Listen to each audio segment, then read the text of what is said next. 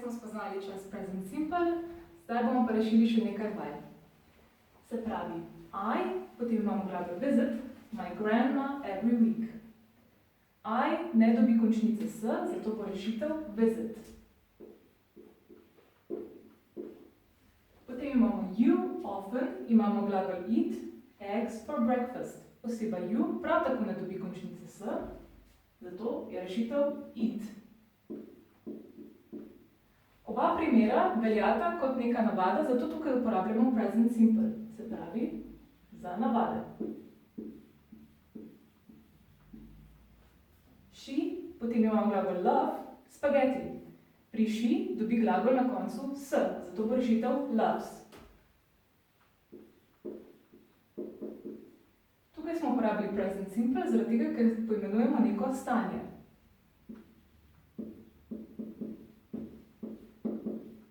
In pa zadnji primer je people, potem imamo glagol breathe, air. Tukaj imamo osebo people, kar je množina oziroma they, zato je rešitev brez s-ja in sicer breathe.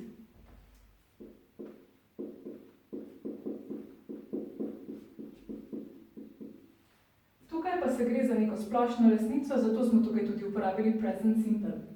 Se pravi splošne resnice. Potem se spomnimo na nekaj posebnosti. Tukaj se glagol konča na ch, watch. Zato dobi po tretji osebi jednine, se pravi George oziroma he, watch s.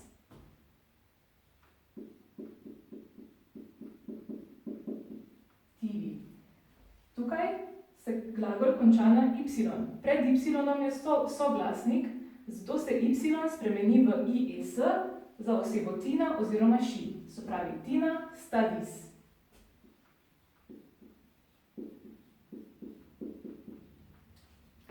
Tukaj imamo pa še nekaj primerov za trdilne, nikalne in pa vprašalne stavke. Pri prvem primeru imamo osebo Tina, glagol make in pizza. Tina je she, to se pravi she makes pizza.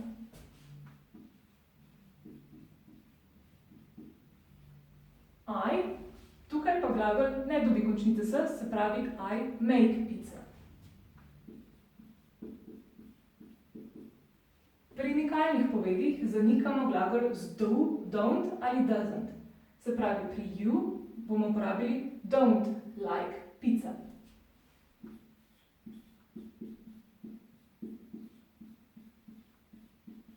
In za osebo he zanikamo z doesn't like pizza.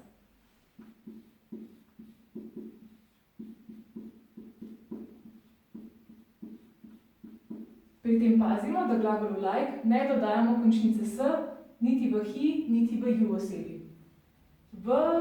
Pri vprašalnih stavkih pa prav tako uporabljamo do ali does, vendar bo prišlo to na začetek. Se pravi, do they live in Spain. Ne dodajamo s-jev in does she live in Spain. Pravi, do they live in does she live. Brez s-jev. Tukaj pa imamo še en primer vprašanj in sicer z glagolom biti. She a teacher in they from Germany. Pri she uporabljamo glagol biti, ki se glasi is. Is she a teacher?